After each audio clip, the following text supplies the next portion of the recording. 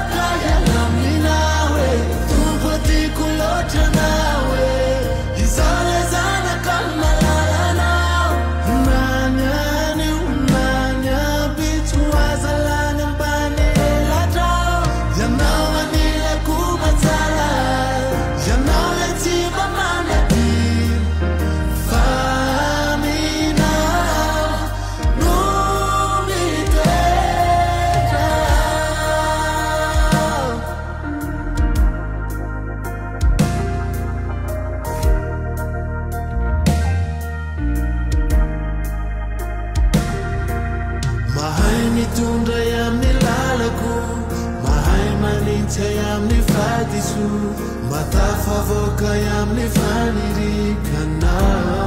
Jesus Misuni tena yamni hadiku Elana wila vifali Mamati vati ni fanaiku tuku Katikwa ndruso tania Ala kaikana Satri fantatu fatukana Wavini fanaiku Hanila no matara Izauti apakaya naminawe Tumpati kulota nawe Izale zana kamalana